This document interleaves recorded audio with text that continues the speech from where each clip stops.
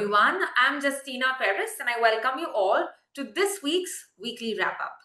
इस वीडियो में हम इस हफ्ते के जो भी इम्पोर्टेंट न्यूज आर्टिकल्स हैं वो डिस्कस करेंगे बहुत ही जल्दी से quickly. So this is your weekly wrap up. Let's start with the first news article. So this हफ्ते यानी कि 23rd से 28 जो भी न्यूज आर्टिकल्स हैं, for example we had on 25th of June 50 years पूरे हुए हैं of the emergency that took place in 1975. तो इस हफ्ते हमने ये देखा था, तो उसके बारे में कुछ इंपॉर्टेंट आर्टिकल्स डिस्कस करते हैं. नाउ वी हैव सीन जून 25 को हम मनाते हैं संविधान हत्या दिवस, या इसको इंग्लिश में ट्रांसलेट करें then it's constitution murder day. Okay, why do we call it the constitution murder day या संविधान हत्या दिवस? बिकॉज इस दिन अनाउंस हुई थी emergency, national emergency by Indira Gandhi. So let's understand about this, all the important details. Firstly हम देखते हैं June 25th 1975 हुआ था ये.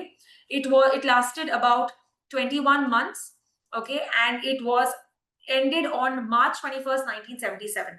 The reason that was given is for internal disturbance. और हम देखते हैं कि internal disturbance is no longer a factor to announce national emergency. हम कभी भी इंटरनल इमरजेंसी या इंटरनल डिस्टर्बेंस की वजह से इमरजेंसी कभी भी डिस्क्लोज नहीं करते, अनाउंस नहीं करते, right? So which are the reasons that we announce emergency? That is war, external aggression and armed rebellion. ये तीन चीजें याद रखनी है, war, external aggression and armed rebellion. Right. Now what happened during that time? Suspend किए थे civil liberties, press censorship, rule by decree, mass arrest. बहुत लोगों को, opposition को arrest किया गया था और ये अनाउंस किया था by फखरुद्दीन अली अहमद, जो उस टाइम थे प्रेसिडेंट, और प्राइम मिनिस्टर थी इंदिरा गांधी.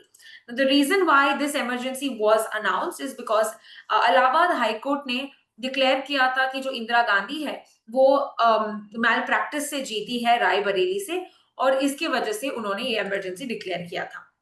सो इस इमरजेंसी के दौरान सेंट्रलाइजेशन ऑफ पावर यानी सेंटर बहुत स्ट्रॉन्ग बना एज कंपेयर टू स्टेट.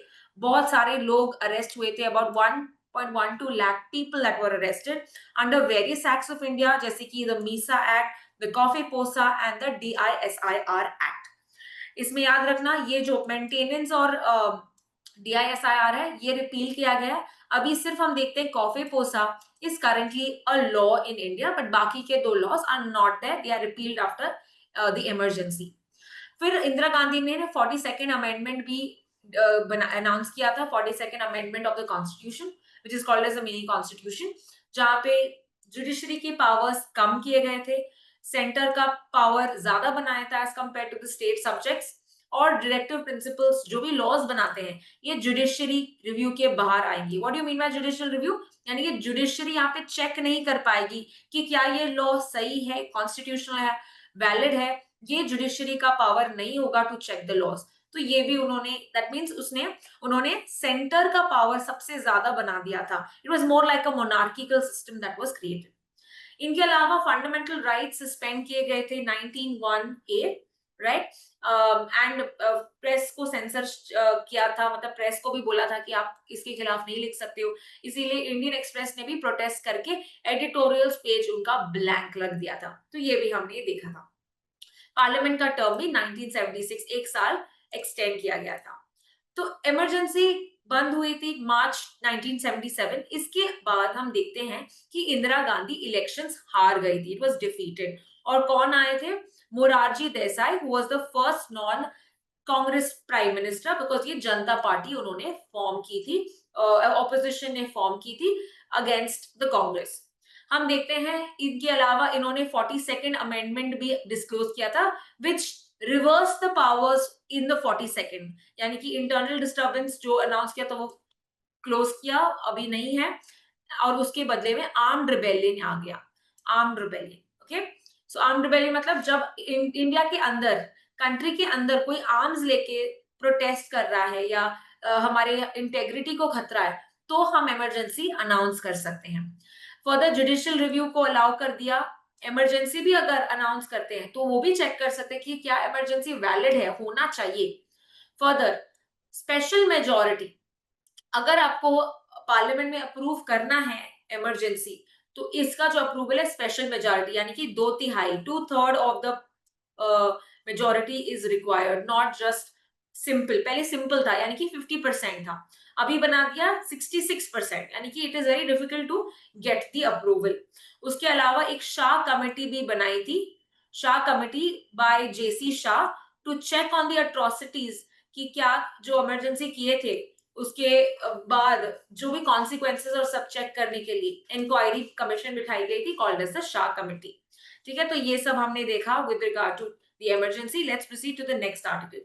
अगला आर्टिकल है 27 June. This is MSME day and MSME का मतलब क्या है? Micro small medium enterprises. अब ये माइक्रो स्मॉल मीडियम क्या होता है, इसका क्लासिफिकेशन क्या है? क्लासिफिकेशन की बात करें सो वी अंडरस्टैंड दैट जो भी इन्वेस्टमेंट या एनुअल टर्नओवर का अगर हम देखें उससे वो डिफर करता है। सो माइक्रो का इन्वेस्टमेंट 2.5 करोड़ से कम है, स्मॉल का 25 करोड़ से कम है एंड मीडियम का 125 से कम है। और उसका जो एनुअल टर्नओवर है कि जो उसके फाइनेंसेस है that should not be more than 10 crore for micro, 100 crore for small and 500 crore for medium. ऐसे हम डिस्क्लोज करते हैं और ये नया क्लासिफिकेशन है इसीलिए ये पता होना चाहिए। फर्दर एमएसएमई दिन 27 जून को मनाते हैं हम। एमएसएमई के लिए एक्ट भी है और एक सेपरेट मिनिस्ट्री भी है। मिनिस्ट्री का नाम है ministry of micro small medium enterprise, जो दो मिनिस्ट्रीज को मर्ज करके बना। फर्दर ये 2006 का जो एक्ट है इट इंश्योर्स कि एमएसएमई सेक्टर को बूस्ट मिले। इस साल का थीम है enhancing the role of MSMEs as a driver of sustainable growth and innovation. इसका सिग्निफिकेंस क्या है? एमएसएमई डे क्यों मनाते हैं? बिकॉज एमएसएमई बहुत ज्यादा कंट्रीब्यूट करता है। For example it contributes employment में, यानी कि it's the second largest employer after agriculture. 36% of the manufacturing is promoted by the MSME. Exports की बात करें देन 45%, और जीडीपी ग्रोथ की हम बात करें देन 30% ये कंट्रीब्यूट करता है। Proceeding to the next article. अगला आर्टिकल है with regard to the international space station, जहां पे पहले एक इंडियन गए हैं जिनका नाम है Shubhanshu Shukla. Okay, so he is the first person to enter first Indian person to enter the ISS and the 634th person to reach space. First person to reach space is UV Gagarin. Okay, तो ये पहला अगर पूछा गया था space में कौन गया तो उनका नाम है यूवी गैगरिन। इंडिया पहली बार आईएसएस में गया, तो अगर पूछा गया कि इंडिया में या पहला ऐसा कोई यू नो यू कैन से पर्सन ऑफ इंडियन ओरिजिन जो स्पेस में गया है, ये तो इंडिया वाला नहीं है। तो फर्स्ट वाला जो है उनका नाम है राकेश शर्मा। ओके, सो आपको ऐसे क्वेश्चंस आ सकते हैं, first human in space, first Indian in space, तो Rakesh Sharma is the first Indian in space. ठीक है, तो ये आपको ऐसे फैक्ट्स पता होने चाहिए। अपार्ट फ्रॉम दैट हम देखते हैं आईएसएस क्या है। आईएसएस बना 1998 में and this is the contribution of countries like NASA, European Union, Canadian Space Agency, Japan की space agency and with regard to the Russian space agency that is Roscosmos. तो ऐसे 5 यहाँ पे कंट्रीज ने कोलैबोरेट किया। India अपना खुद का स्पेस स्टेशन बनाएगा बाय विच ईयर? बाय 2035। तो ये आपको फैक्ट्स पता होना चाहिए और इसको हम बोलते हैं भारतीय अंतरिक्ष स्टेशन। तो यहाँ पे अभी डेवलपमेंट में है। इसके अलावा शुभांशु शुक्ला के अलावा और कौन गए थे आईएसएस में इस बार? द मिशन का नाम है एक्सियोम मिशन 4, एक्सियोम 4 मिशन। ठीक है, तो इनके इस मिशन के दौरान 4 लोग गए हैं, आप यहाँ पे फोटो देख सकते हैं। They are Peggy Whitson, that's from US. Then we have Poland से है स्लावोज यूजनांस्की, फिर हंगेरी से है ताइबोर कापू एंड स्लावोज जो आइलैंड सॉरी पोलैंड और हंगेरी की दोनों जो हैं ये भी पहली बार स्पेस स्टेशन में जा रहे हैं। ठीक है, और इसका जो पायलट था, इस मिशन का जो पायलट था वो हमारे ही इंडियन एस्ट्रोनॉट थे जिनका नाम है शुभांशु शुक्ला। एक्सियोम 4 मिशन ये हम देखते हैं कि लॉन्च किया गया था नासा के स्पेस स्टेशन से, that was Kennedy space station which is in Florida. Okay, और इसका जो लॉन्च व्हीकल था इसका नाम था falcon 9। The name of the launch vehicle is falcon 9 rocket. Further इसमें जो स्पेस या जो स्पेस क्राफ्ट था, इसका नाम था ड्रैगन क्रू। ठीक है, स्पेस एक्स ड्रैगन क्रू। तो ये हमारे 4 लोग यहाँ पे गए हैं आईएसएस में। आईएसएस बहुत तेजी से घूमता है, वो 400 kilometre above the earth surface है पूरा, यानी कि it's at the low earth orbit 400 kilometres. और हर 90 minute it has one rotation on the, one revolution cross the earth. ठीक है, तो इतना ये तेजी से घूमता है, यानी कि अराउंड 28,000 किलोमीटर पर आवर पे ये तेजी से घूमता है। Further every you can say every day about 16 times is that it kind of rotates 16 times, 15.5 times, but around 16 times ये घूमता है। So this is some important fact that we have to remember for the exam. तो ISS के बारे में हमने important part जान लिया है। यहाँ पे experiments और सब conduct करते हैं। शुभांशु शुक्ला इंडिया की तरफ से यहाँ पे गए। So that is all with regard to this. Let's proceed to the next article. अगला आर्टिकल है इजराइल ईरान कॉन्फ्लिक्ट। तो यहाँ पे अगर हम अपडेट दें तो इस बार हम देखते हैं कि यहाँ पे सीज फायर हुआ है और इसको कंफर्म किया है ट्रंप यानी कि यूएस के प्रेसिडेंट ने। तो इसके बारे में कुछ इंपॉर्टेंट फैक्ट्स जान लेते हैं। Although we have seen this since the last week, US ने भी अटैक किया था ईरान पे in this last week on the June 21। उसका ऑपरेशन का नाम क्या था? Operation midnight hammer.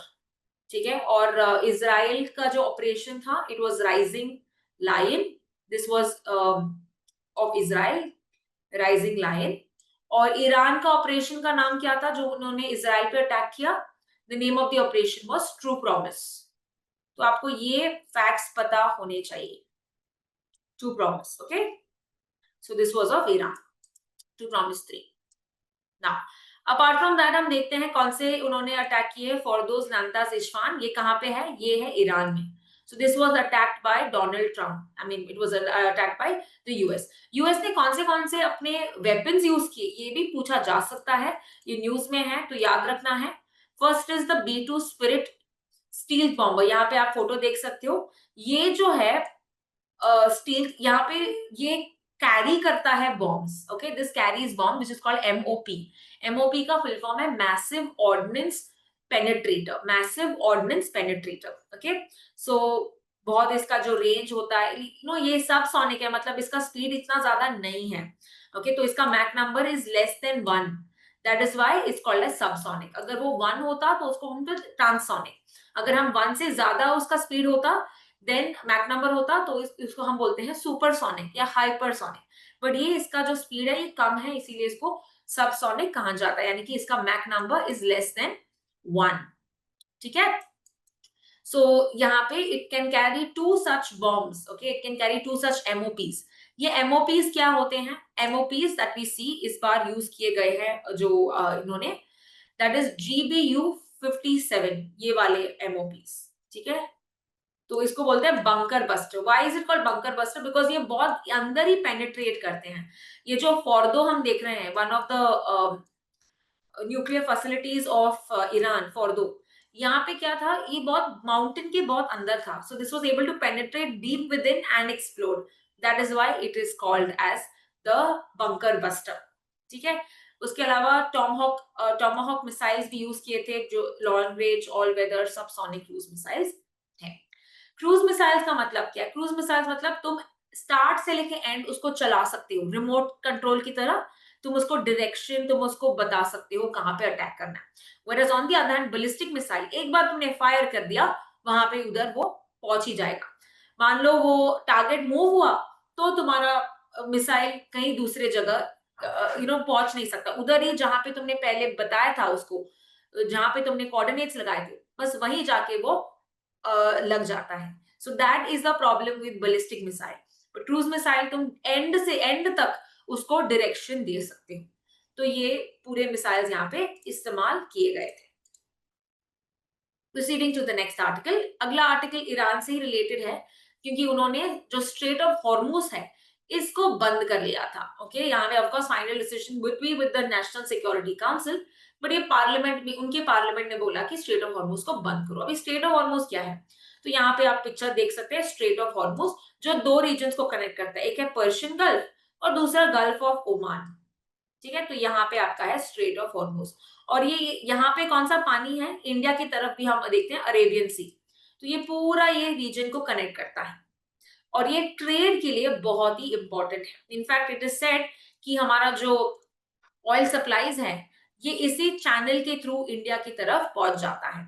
So if you see 80% of हमारा जो ऑयल नीड्स है ये इस रूट की तरफ आता है। इनफैक्ट हम ईरान से ज्यादा ऑयल सप्लाई लेते नहीं है, बिकॉज यूएस ने हमको यहाँ पे बोला है कि मत लो। ओके, और हमको यूएस के साथ रिलेशंस अच्छे मेंटेन करने हैं, नहीं तो हम पे सैंक्शंस बढ़ जाएंगे।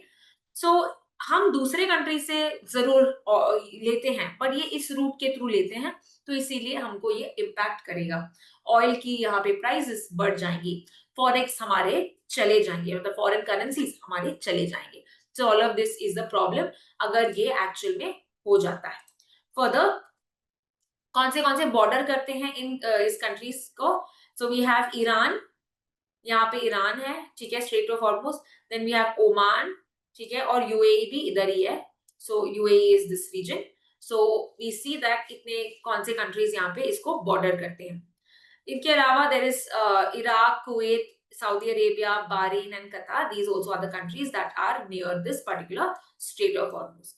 तो इंडिया हमने बताया अभी कि India is not taking oil from Iran majorly.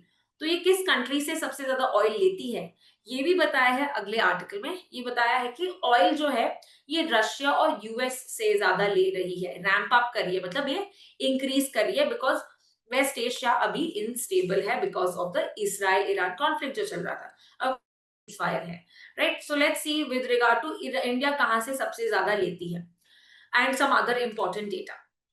तो इंडिया की अगर बात करें, we mainly take from Russia, ठीक है, सबसे ज्यादा ऑयल ट्रेड हम रशिया से करते हैं, ये बाकी के कंट्रीज हैं। लेकिन सबसे ज्यादा ऑयल कौन सा कंट्री एक्सपोर्ट करता है किसी और कंट्री में अगर हम देखते हैं, Saudi Arabia is the one जो सबसे ज्यादा यहाँ पे एक्सपोर्ट करता है।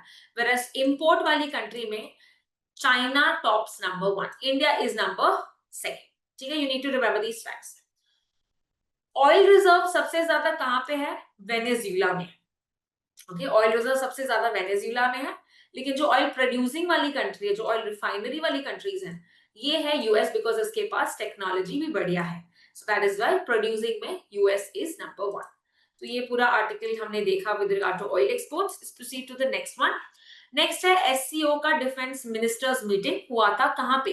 It was happening in China, ठीक है, and the place of name of the place is Qingdao. This is the name of the place, Qingdao में यहाँ पे समिट हो रहा था। तो हमारे हमारे डिफेंस मिनिस्टर का नाम क्या है? राजनाथ सिंह। यहाँ पे आप फोटो देख सकते हैं उनका। तो एससीओ के बारे में जल्दी से कुछ फैक्ट्स जान लेते हैं। एससीओ बना 2005 में, 2017 में इंडिया 2001 में एस्टैब्लिश हुआ, 2017 में इंडिया ने ज्वाइन किया। इनफैक्ट इंडिया चेयरमैन भी बना था 2023। इस बार ये पर्टिकुलर ऑर्गेनाइजेशन बहुत ही इंपॉर्टेंट है, because this is the 25th meeting, right. First meeting था 2001 में, तो 25th मीटिंग होगा 2025 में। और कौन होस्ट कर रहा है? चाइना होस्ट कर रहा है। What is the theme this year? upholding the Shanghai spirit, SCO on the move. This is the theme. Members को बाय हार्ट करना है because India is a member, ठीक है। So India, China, Russia, Pakistan, Iran, Kazakhstan, Kyrgyzstan, Tajikistan, Uzbekistan and Belarus. Latest country अगर पूछते हैं तो याद रखना बेलारूस लेटेस्ट कंट्री है जिसने एससीओ ज्वाइन किया। तो SCO wants to have regional cooperation, respect, equality, non interference in the internal matters, territorial integrity, ये सब वो चाहता है कि मेन उद्देश्य है, प्रिंसिपल्स हैं। तो एससीओ का जब मीटिंग हुआ था 25th और 26th ऑफ द मंथ, एक जॉइंट डिक्लेरेशन भी साइन हुआ था जिसमें हम देखते हैं कि राजनाथ सिंह ने साइन नहीं किया। So why did the defence minister not sign? The reason being because इस डॉक्यूमेंट में कहीं भी पहलगाम टेरर अटैक के बारे में जिक्र नहीं हुआ। It was not mention anything about it. So India was upset and India did not sign. और उसके बदले में हम देखते हैं पाकिस्तान के बलूचिस्तान मिलिटेंट एक्टिविटीज के बारे में तो बता दिया, तो हमको लगा यार उसके बारे में तो बता दिया, हमारे यहाँ पे टेरर एक्टिविटी हुआ इसके बारे में क्यों नहीं बताया, तो हमने ये साइन नहीं किया। Is that clear? सो ये भी हमने रिसेंट डेटा में देखा है। Let's proceed to the next article. अगला आर्टिकल है नाटो के बारे में, बिकॉज इनके जो लीडर्स हैं इन्होंने अग्री किया है अबाउट द स्पेंडिंग प्लेज, मतलब वो कितना खर्चा करेंगे इस ऑर्गेनाइजेशन। तो उसके पहले let us understand about the NATO. Okay, so this is with regard to 1949 में बना था। इसका पूरा नाम है नॉर्थ अटलांटिक ट्रीटी ऑर्गेनाइजेशन। इसको हम वॉशिंगटन ट्रीटी भी कहते हैं। ओके, नाउ इसका जो हेडक्वार्टर्स है it is in Brussels, Belgium. Okay, Brussels Belgium में है। Let's just quickly write that down as well. It's originally created to provide collective defense against the Soviet Union, because ये cold war के time पे हुआ था, यानी कि world war one के बाद, वर्ल्ड वॉर टू के बाद, जब ideologies it was ideologies create की। एक तो है कैपिटलिस्ट, दूसरा है socialist. So because of that kind of atmosphere they decided to create groupings. तो रशिया ने वॉर्सो पैक्ट किया, इन्होंने एक वॉशिंगटन ट्रीटी बनाई। तो इनमें यहाँ पे टोटल 32 कंट्रीज हैं। The latest country to join is Sweden. Okay, ये 31st कंट्री है, that is Sweden is the latest country, 31st country, 32nd country. तो मान लो इसमें क्या बताता है, आर्टिकल 5 ऑफ द ट्रीटी बताता है कि अगर अटैक होता है किसी एक कंट्री में, नाटो की एक कंट्री में, तो सभी लोग ये अटैक अपने पर मांगे बोलेंगे। So attack against one ally is considered attack against all of the others. Okay, अगर तुमने मुझे अटैक किया तो मेरे बाकी के जो मेंबर्स हैं ये तुमको भी अटैक करेंगे, ये अटैक समझेंगे सब पर है।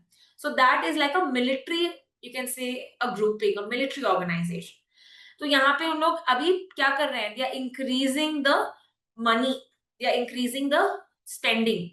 कितना बोला है उन्होंने, 5%, 5% स्पेंडिंग बोला है।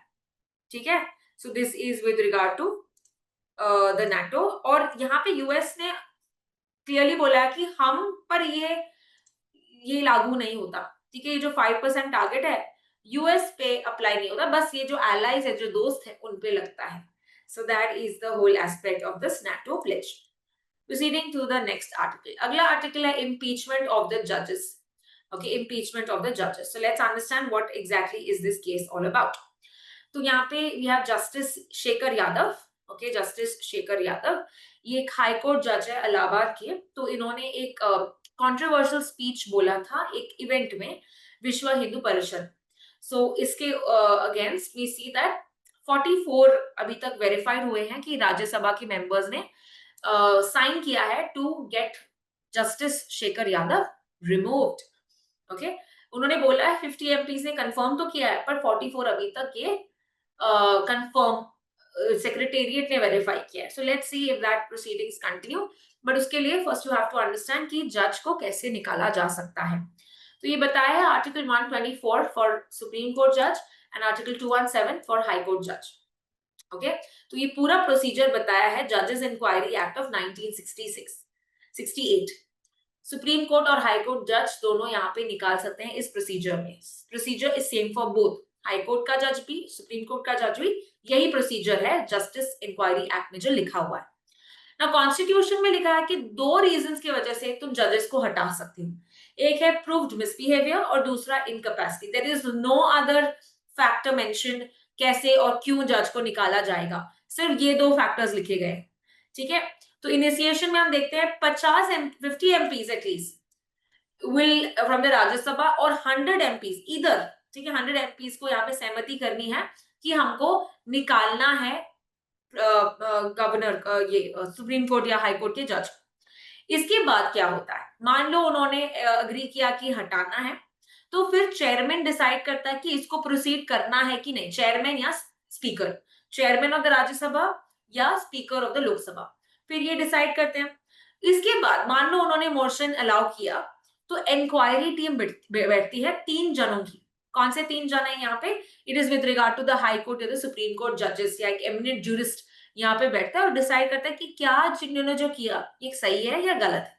मान लो उनको लगता है कि हाँ ये जो जज है ये गिल्टी है, इसको सजा मिलनी चाहिए, इसको निकालना चाहिए, तो वो बोलते हैं, पास करते हैं कि यस प्रोसीडिंग स्टार्ट करो, ये जज जो है ये गिल्टी है।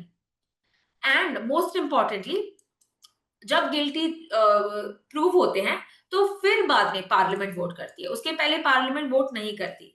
तो पार्लियामेंट का जो वोट है this happens through special majority, यानी कि दोनों लोकसभा और राज्यसभा यहाँ पे वोटिंग करते हैं and this happens via the special majority. And remember I told you special majority मतलब क्या, 2/3 of majority, 2/3 majority. Is that clear? Let's now proceed with the next article. अगला आर्टिकल एक रिपोर्ट के बारे में which is called a sustainable development report, जो हर साल यहाँ पे बताता है कि कितना कौन से कंट्री ने प्रोग्रेस किया on the basis of sustainable development. तो इसके बारे में भी देखते हैं व्हाट इज एसडीजी। फर्दर ये रिपोर्ट कौन देता है, please note down, it is United Nation sustainable development solutions network. Let's quickly now see कि व्हाट आर दीज गोल्स, कितने गोल्स हैं ऐसे। There are 17 such goals, okay, and they are adopted by the United Nations. So you see, no poverty, zero hunger, quality education, gender equality. तो ये सब ऐसे 17 ऐसे goals हैं और इन सभी गोल्स का टारगेट कौन सा साल है, 2030। इसीलिए इसका दूसरा नाम है 2030 एजेंडा, जो 2012 में इंट्रोड्यूस किया था अंडर रियो प्लस 20 समिट, जिसका पूरा नाम है United Nations conference on sustainable development. पर इस 2012 में इसको यानी अप्रूव नहीं किया, बस डिस्कस किया। तो अप्रूव कब हुआ, अप्रूव हुआ था 2015 में, फाइनल अग्रीमेंट 2015 में। और ये जो समिट हुई थी ये हुई थी न्यूयॉर्क में, यूनाइटेड सस्टेनेबल डेवलपमेंट समिट। और इन समिट में डिसाइड किया था कि 1 जनवरी 2016 को हम ये गोल के लिए काम करना स्टार्ट करेंगे। तो गोल्स फोर्स में आए थे 1 जनवरी 2016 और अभी टारगेट है 2030। तो ये पूरा सस्टेनेबल डेवलपमेंट गोल्स के बारे में हमने देखा। लेट्स नाउ अंडरस्टैंड कि what is the score in this report on this index, ठीक है। तो हम देख रहे हैं कि सिर्फ 17% हमने टारगेट अचीव कर लिया है, अभी भी बाकी है इतना, okay. About 83% of the target is still left to achieve, ठीक है, 2030 तक, और साल भी 5 ही बचे हैं। तो let's see we are able to do it. Achieve क्यों नहीं हो पा रहे, बिकॉज पैसे कम है, कॉन्फ्लिक्ट ज्यादा हो रही है, Ukraine Russia, Iran, Israel Hamas, conflict चलते रहता है, जिसके कारण यहाँ पे फोकस ज्यादा नहीं हो रहा। सबसे टॉप परफॉर्मर में है फिनलैंड, और हम देखते हैं कि 19 आउट ऑफ 20 कंट्रीज इस लिस्ट में यूरोप से ही है, ओके। द टॉप 20 में 19 are from Europe. Is that clear?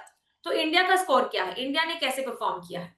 India की बात करें, we have performed the 99 out of the 167 countries, हमारा स्कोर है 67, और पास्ट के हिसाब से हमने बहुत अच्छा परफॉर्म किया है। सो हम टॉप 100 में अभी पहुंच गए हैं। चाइना जो है 49th रैंक पे है, यूएस जो है 44th रैंक पे है, ओके। सो हमको खुशी इस बात की है कि पाकिस्तान का जो रैंक है इट इज 140, बांग्लादेश भी हमारे हमारे हमसे थोड़ा पीछे है, बट बाकी की कंट्रीज को देखो, बाकी की कंट्रीज हमारे से बहुत अच्छा परफॉर्म, हमारे नेबर्स हमारे से अच्छा परफॉर्म कर रहे हैं। तो ये पूरा आर्टिकल था sustainable development goals. Proceeding to the next index. Next index है क्रिटिकल एंड इमर्जिंग टेक्नोलॉजीज। ये कौन से सेक्टर्स में आपको इंफॉर्मेशन देता है? Semiconductors, AI, biotechnology, space and quantum. सबसे ज्यादा रैंकिंग यहाँ पे फोकस दिया जाता है सेमीकंडक्टर्स को। तो इन इमर्जिंग टेक्नोलॉजीज में इंडिया का क्या पोजीशन है? इंडिया का स्कोर यहाँ पे हम देख सकते हैं, इट इज 10th, ठीक है, 10th है हमारा। ओवरऑल स्कोर है 15 और हम 10th, so we are not doing that bad. तो टॉप कंट्री कौन सी है ये भी जल्दी से देखते हैं। सो अगर हम देखें, यूएस जो है सब में टॉप है, स्पेस में, बायोटेक्नोलॉजी में, क्वांटम एनर्जी में, सेमीकंडक्टर में। तो US is leading in all, whereas China भी यहाँ पे कैचअप कर रहा है। देखो चाइना भी देखो सेकंड पे है सब में, ठीक है। सो वी कैन सी यहाँ पे ताइवान है। So China is also coping up, so probably अभी वो कुछ सालों में फर्स्ट भी आ सकता है। टेक्नोलॉजी को बहुत अच्छा कंपटीशन दे रहा है यूएसए को। अगर हम यूरोपियन यूनियन की बात करें, वो 3rd में है, बायोटेक्नोलॉजी, आर्टिफिशियल इंटेलिजेंस, लेकिन सेमीकंडक्टर और स्पेस में थोड़ा ये पीछे चल रहा है, ठीक है। सो बायोटेक्नोलॉजी और सब में वो अच्छा काम कर रहा है, एआई में भी अच्छा काम कर रहा है। नेक्स्ट, इंडिया का रैंक अगर हम देखें, we are 7th in AI, 7th in biotechnology, 7th in space, as well as 10th आते हैं हम सेमीकंडक्टर एंड क्वांटम टेक्नोलॉजी में। सो ओवरऑल अगर हम देखें हमारा रैंक 10 है, ओके। बट अगर स्पेसिफिक देखें तो एआई, स्पेस और बायोटेक्नोलॉजी में हम 7th रैंक पे आते हैं। तो ये पूरा आर्टिकल हमने देखा critical and emerging technologies. Let's proceed to the next article. अगला आर्टिकल है इंडस वाटर ट्रीटी के बारे में। तो यहाँ पे हम देखते हैं इंडिया ने पॉज करना चाहा है with regard to the proceedings under the Indus water treaty, because हमने इंडस वाटर ट्रीटी को अभी बोला है कि हम उसको फॉलो नहीं करेंगे। वाई फॉलो नहीं करेंगे? Because of the Pahalgam terror attack. और ये जो अग्रीमेंट है इंडिया और पाकिस्तान के बीच में है with regard to the water sharing of the Indus water and its tributaries. तो हमने बोला है कि बिकॉज तुमने ये अटैक किया, तुम अपने गोल्स में सीरियस नहीं हो, टेररिज्म को तुम कम कॉम्बैट नहीं कर रहे हो, तो हम ये अग्रीमेंट को फॉलो नहीं करते। तो इसमें क्विकली जानते हैं ये इंडस वाटर ट्रीटी के बारे में। ये जो है रिवर्स को डिवाइड करता है with regard to eastern rivers and western rivers. Eastern rivers में which are the rivers that are Sutlej, Beas, Ravi, जो इंडिया के पास पूरा यहाँ पे सप्लाई होगा, मतलब इंडिया यहाँ पे पूरा यहाँ पे डैम्स बना सकती है, कुछ भी बना सकती है। Whereas वेस्टर्न रिवर्स जो पाकिस्तान के पास होगा वो है इंडस, झेलम एंड चेनाब, जो प्राइमरी पाकिस्तान के पास होगा। बट 20% हम यहाँ पे इस्तेमाल कर सकते हैं। तो हमने भी यहाँ पे कुछ प्रोजेक्ट्स बनाए हैं इन पाकिस्तान के रिवर्स में, विच आर देयर। एक है किशन गंगा प्रोजेक्ट जो जम्मू कश्मीर में है, वेराज किशन गंगा रिवर पे है, that is tributary of Jhelum. फिर रतले प्रोजेक्ट भी है विच is in Jammu Kashmir again, और ये कौन सी रिवर पे है? चेनाब रिवर पे है। Then there are some other dams called Pakal Dul which is in Chenab. There is also Kiru and the Kwar project. तो अभी क्या है, इन दो डैम पे एक प्रोसीडिंग चल रही थी कि क्या इंडिया अच्छे से कर रहा है या कोई it's not going against the treaty, या ट्रीटी के विद इन ही काम तो कर रहा है, ये चेक करने के लिए वर्ल्ड बैंक ने अपॉइंट किया था एक न्यूट्रल एक्सपर्ट। तो हमने बोला अभी तुम ये प्रोसीडिंग्स और सब बंद करो बिकॉज हम इसको फॉलो नहीं कर रहे। तो आप सोचोगे कि यार वर्ल्ड बैंक कहां से आया, क्योंकि वर्ल्ड बैंक है इसका mediator. Okay, so it's like a middle man, तो mediator between India and Pakistan, तो इसीलिए वर्ल्ड बैंक यहाँ पे हम देखते हैं। वर्ल्ड बैंक में याद रखना कि इसका जो प्रेसिडेंट है, okay, Indian origin, that is Ajay Banga. ये इसका प्रेसिडेंट, किसका प्रेसिडेंट है? वर्ल्ड बैंक का प्रेसिडेंट है अजय बांगा। और वर्ल्ड बैंक का हेडक्वार्टर्स कहाँ पे है? Washington, Washington DC. ये 1944 में बना था। तो इसके बारे में भी हमने क्विकली कुछ इंपॉर्टेंट फैक्ट्स जान लिए हैं, राइट। एंड अगर ये न्यूट्रल एक्सपर्ट के बारे में पूछा, ओके, इसका नाम क्या है? न्यूट्रल एक्सपर्ट का नाम था माइकल लीनो। तो ये अपॉइंट किया था by World Bank to check on this particular Indus water treaty and the dams. तो माइकल लीनो, यहाँ पे आप देख सकते हैं माइकल लीनो, ठीक है। Proceeding to the next article. अगला आर्टिकल है प्राइम मिनिस्टर ने इनवाइट किया है मॉरिशस के प्राइम मिनिस्टर को, जिनका नाम है नवीन चंद्र रामगुलम। ओके, सो हम भी गए थे उनके नेशनल मॉरिशस डे में जो था 12 मार्च को, और हमारे चीफ में हमारे प्राइम मिनिस्टर थे उस टाइम के, उनके chief minister 12 March, right. 12 March था किसका national day? That is Mauritius का national day. Where is the capital of Mauritius? Capital है पोर्ट लुई। और ये न्यूज में इसीलिए भी है मॉरिशस बिकॉज ऑफ यूके का जो अग्रीमेंट था, that is of the Chagos island. तो अभी ये पूरा छागोस आइलैंड दिया गया है किसको? यूके ने मॉरिशस को वापस दे दिया, यूके ने वापस से मॉरिशस को दे दिया। ओके, फर्दर एक ही जो एक बेस है जो उन्होंने लीज पे ले लिया है, इस बेस का नाम क्या है? इस बेस का नाम क्या है? एक आइलैंड है जिसका नाम है डिएगो गार्सिया। ये उन्होंने 99 ईयर लीज पे ले लिया है, तो उसको वो पैसे देंगे। Okay, every month every year उनको पैसे देंगे, और डिएगो गार्सिया को अभी भी उन्होंने अपने अंडर ही रखा है। ओके, बिकॉज वो एक मिलिट्री बेस है। सो मॉरिशस के प्राइम मिनिस्टर अभी इंडिया भी आएंगे। नेक्स्ट इज इंडिया और साउथ अफ्रीका ने एक डील बनाई है with regard to the submarine cooperation. Quickly देखते हैं इंडिया और साउथ अफ्रीका के रिलेशंस। साउथ अफ्रीका के प्रेसिडेंट कौन है? Cyril Ramaphosa. साउथ अफ्रीका के 3 कैपिटल हैं, प्रेटोरिया, ब्लमफॉन्टेन एंड केप टाउन, ठीक है। ओनली कंट्री जहां पे 3 कैपिटल है, और हर कैपिटल में एक उनका लेजिस्लेटिव, एडमिनिस्ट्रेटिव और जुडिशियल बॉडी है। सेपरेट सेपरेट, ठीक है। तो एडमिनिस्ट्रेटिव है प्रेटोरिया में, जुडिशियल है ब्लॉमफोंटेन में, और केप टाउन में उनका लेजिस्लेटिव बॉडी है। इसका करेंसी का नाम है rand. Okay, this is the name of the currency. तो ये इन्होंने कौन से सेक्टर में कॉपरेशन किया है? Submarine. What is a submarine? Submarine is basically a vessel that is under water. पूरा अंडर वाटर एक वेसल होता है, शिप होता है, उसको बोलते हैं सबमरीन। तो देयर आर टू टाइप्स, एक न्यूक्लियर पावर से चलने वाला सबमरीन और एक डीजल इलेक्ट्रिक पावर से चलने वाला सबमरीन। तो हमारे कौन से ऐसे सबमरीन्स है, ये पूछा जा सकता है, तो जल्दी से देखो। अरिहंत जो है, it is the first one that is built by India. Indigenous मतलब पूरा का पूरा इंडिया ने बनाया।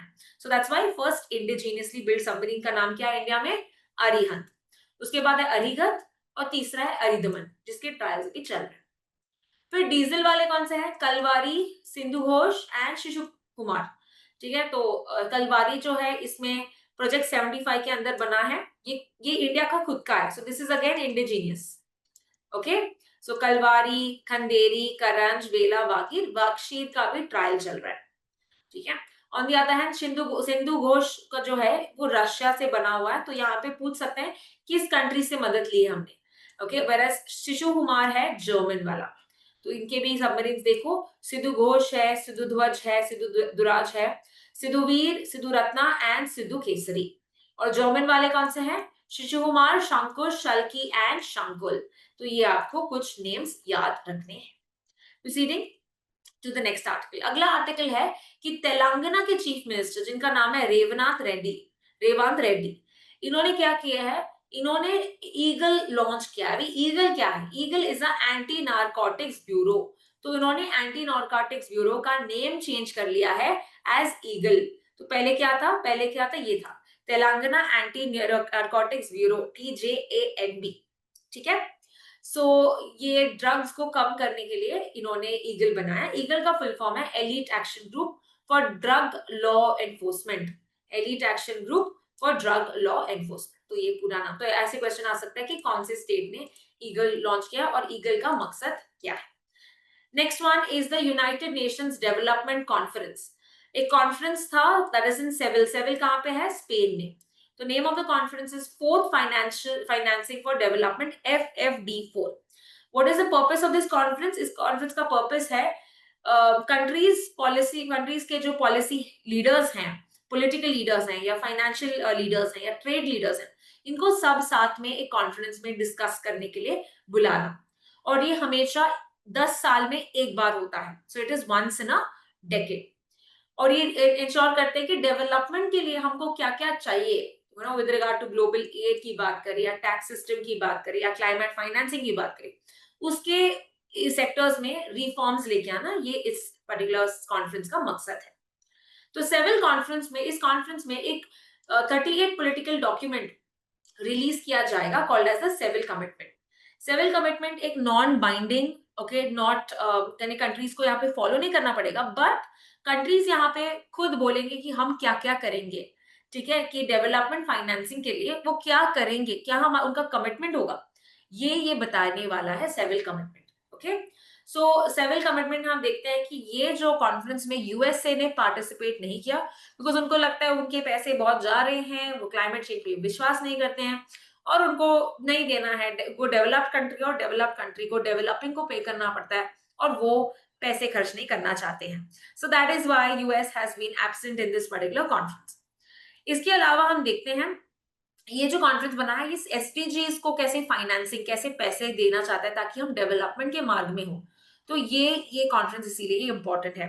और यूएन कहता है कि अगर हम सक्सेसफुल बनना चाहते हैं, अगर हम सस्टेनेबल डेवलपमेंट को करना चाहते हैं, तो हमको कितना पैसा लगेगा? According to UN it will needs $4 trillion. ठीक है, $4 ट्रिलियन। तो ये एक सेविल अग्रीमेंट है। एंड सेविल अग्रीमेंट के पहले कोई अग्रीमेंट है तो यस, ये दो याद रखना है आपको, जो हमने न्यूज आर्टिकल में डिस्कस किया था। मॉन्टरे, जो मेक्सिको का एक शहर है, मॉन्टरे कंसेंसस, जो 2002 में आया था, और जो कहता है कि रिच कंट्रीज को एटलीस्ट 0.7% ऑफ देयर जीडीपी ये उनको कंट्रीब्यूट करना पड़ेगा। ओके, कितना? 0.7। तो ये पहला ऐसा अग्रीमेंट जो बताता है ग्लोबल डेवलपमेंट फाइनेंस के अंदर। और दूसरा है अदिस अबाबा वाला जो कैपिटल है इथियोपिया का। तो इसने बोला है कि 2015 में आया था और उन्होंने बोला कि 17 एसडीजीज को हमको यहाँ पे फंडिंग और सब करनी है अगर हम चाहते हैं कि डेवलपमेंट। तो ये कुछ इंपॉर्टेंट हमने समिट्स और कॉन्फ्रेंस देखे। And that's all with regard to today's discussion of the weekly wrap up. I hope you've understood. If you have any questions, use the comment section to ask. I'll see you in the next video. Thank you so much for watching.